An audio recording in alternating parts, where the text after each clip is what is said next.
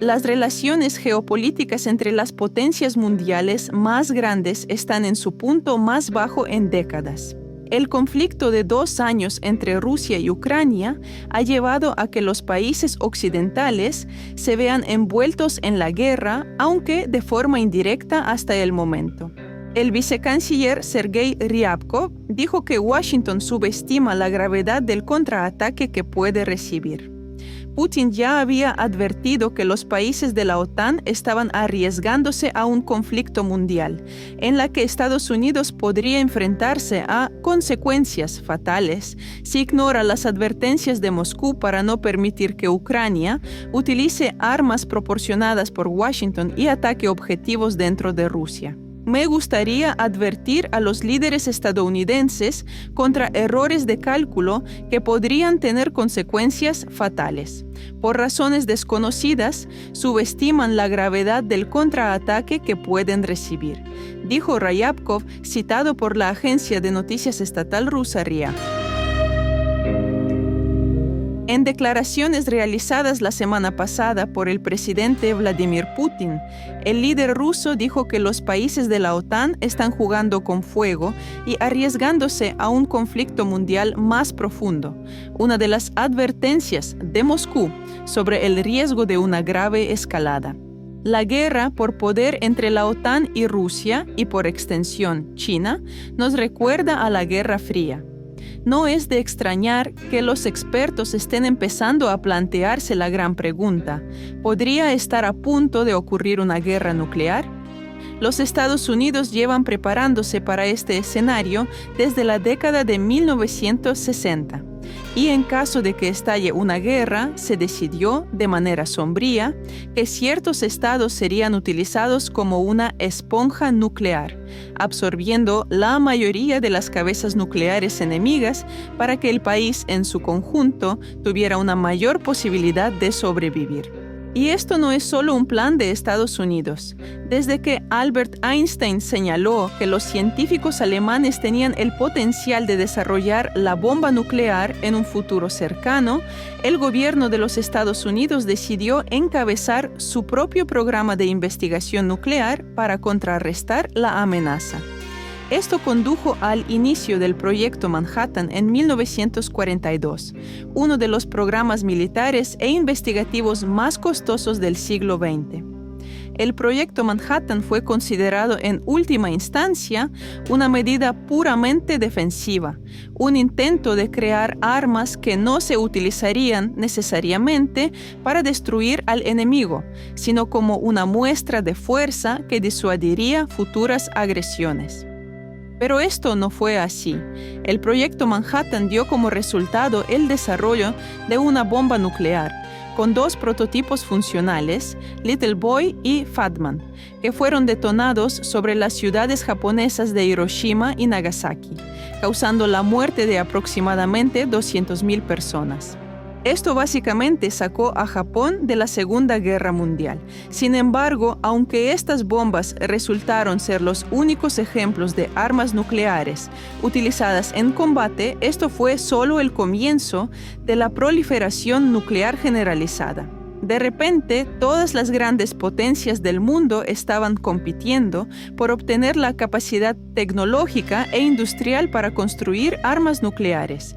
¿Por qué todos las querían? Pues si no tenías acceso a una bomba nuclear y el otro bando sí, estabas en una desventaja significativa en cualquier conflicto potencial.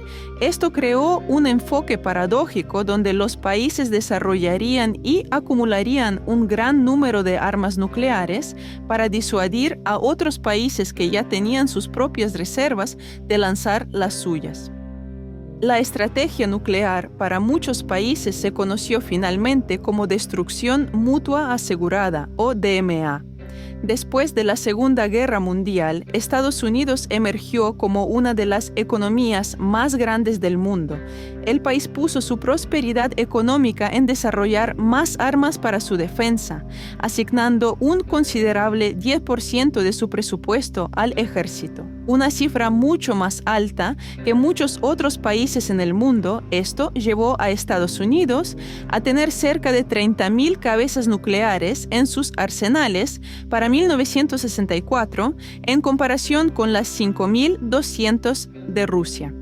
Esto fue más o menos por la misma época que la crisis de los misiles en Cuba, que al final llevó a que Estados Unidos y Rusia firmaran el Tratado de Prohibición Parcial de Ensayos Nucleares, disminuyendo considerablemente la capacidad de realizar pruebas y por ende desarrollar nuevas armas nucleares.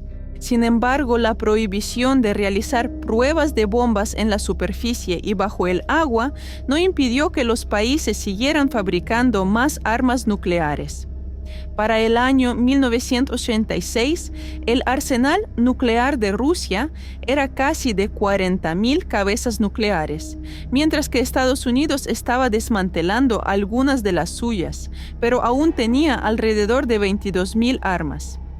Para ponerlo en perspectiva, los otros 5 países con armas nucleares, como el Reino Unido, Francia, China, Israel y Sudáfrica, tenían menos de 1.000 cabezas nucleares combinadas en ese momento. Estados Unidos ideó un plan para centralizar sus reservas nucleares en áreas alejadas de los principales centros de población en las costas este y oeste de América. Al final, esto significaba que durante la Guerra Fría, 7 estados tendrían la mayoría de los silos de misiles nucleares: Colorado, Wyoming, Nebraska, Montana, Dakota del Norte, Dakota del Sur y Missouri. Como estas armas se almacenan bajo tierra, el razonamiento del gobierno estadounidense era mantenerlas alejadas de los centros políticos principales del país, obligando a un oponente, principalmente Rusia, a concentrar la mayor parte de sus armas nucleares en los silos. Esto significaba que estos estados al final fueron vistos como sacrificios necesarios para el bienestar general del país. Si Rusia decidiera lanzar armas nucleares como respuesta a la provocación estadounidense, probablemente no tendrían otra opción más que intentar atacar los silos que contenían las bombas nucleares en territorio norteamericano. Los silos están enterrados bajo tierra con un sistema de varias capas. Cada silo está diseñado para requerir múltiples ataques de misiles para ser eliminado. Esto daría suficiente tiempo al resto del país para reagruparse y lanzar un contraataque. Y como Estados Unidos es aliado de la mayoría de Europa Occidental, estos podrían venir en ayuda de ellos, declarando guerra e invadiendo Rusia junto a las fuerzas estadounidenses. Rusia cuenta con refugios nucleares que están abiertos al público en caso de un ataque, dándoles a rusos la oportunidad de esconderse y reconstruir el país después. En caso de un ataque nuclear, la típica casa americana no saldría bien parada y probablemente sería destruida, llevándose consigo todo a su paso. Si Estados Unidos o sus aliados bombardearan un depósito de misiles rusos con armas nucleares, la Federación de Rusia probablemente lanzarían 2 cabezas nucleares por silo para asegurarse de que el blindaje circundante sea perforado. Las bombas se detonarían cerca del suelo para obtener el máximo efecto, y la onda de choque resultante crearía un efecto implosivo que succionaría la tierra del suelo y la mezclaría con partículas radiactivas de la propia arma. La mezcla vaporizada forma la característica nube en forma de hongo, que puede elevarse por millas y ser arrastrada por el viento.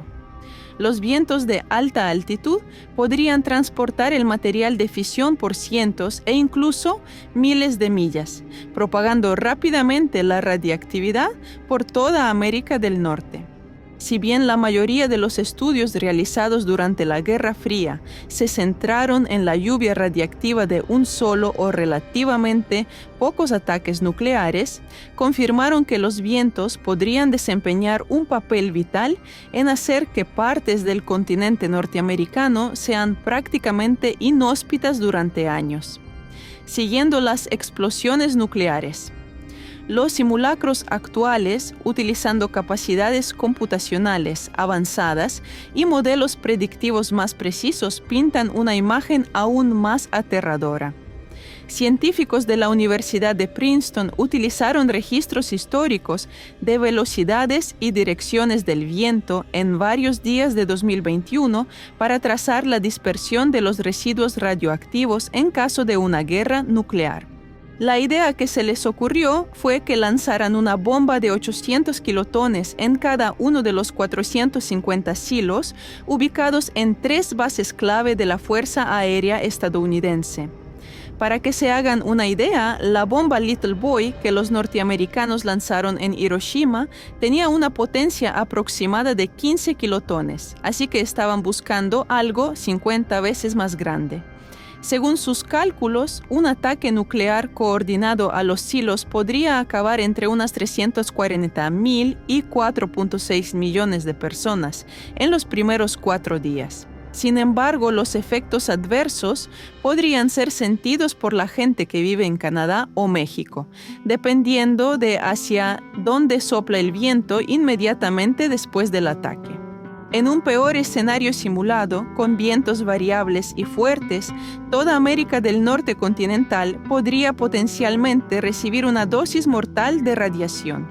Esto resultaría en que las poblaciones cercanas a los silos tengan una tasa de mortalidad cercana al 100% en las semanas siguientes al ataque nuclear. La simulación se ha limitado a una sola bomba grande que sea lanzada sobre cada uno de los silos. El actual arsenal nuclear ruso cuenta con al menos 700 ojivas nucleares con una potencia calificada de 800 kilotones o más. Esto significa que si Rusia estuviera decidida a eliminar el arsenal nuclear estadounidense en su núcleo, la escala y la potencia real serían mayores que las mostradas en la simulación.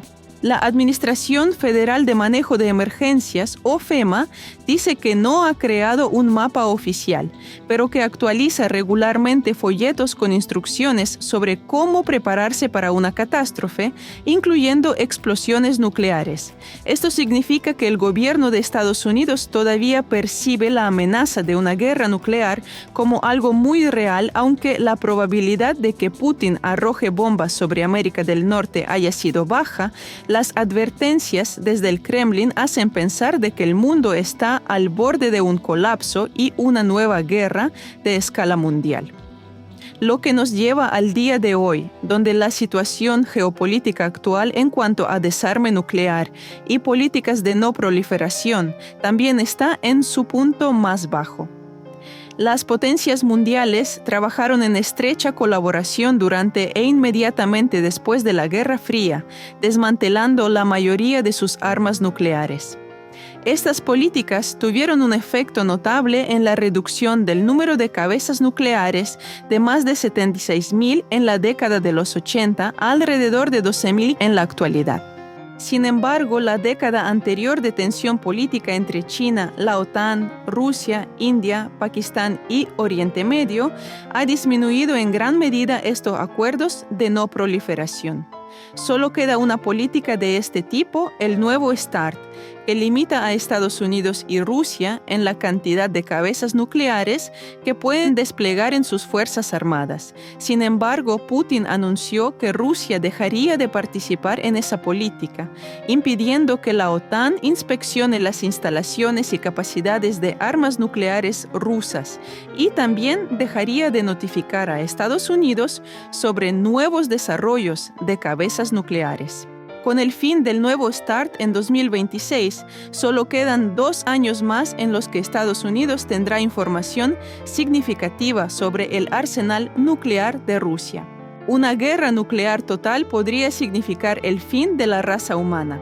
Esta presión pone la responsabilidad en los países con armas nucleares para comunicarse de manera efectiva y crear canales de información confiables y garantías sobre la no proliferación nuclear. De lo contrario, el crecimiento nuclear de la Guerra Fría podría comenzar de nuevo, con los países fortaleciendo sus capacidades nucleares para prepararse para el peor escenario. ¿Y ustedes qué piensan? ¿Las últimas acciones de los Estados Unidos podrían considerarse como una provocación al gobierno ruso? Haznos saber tus pensamientos en los comentarios de abajo y gracias por ver este video. Hasta la próxima.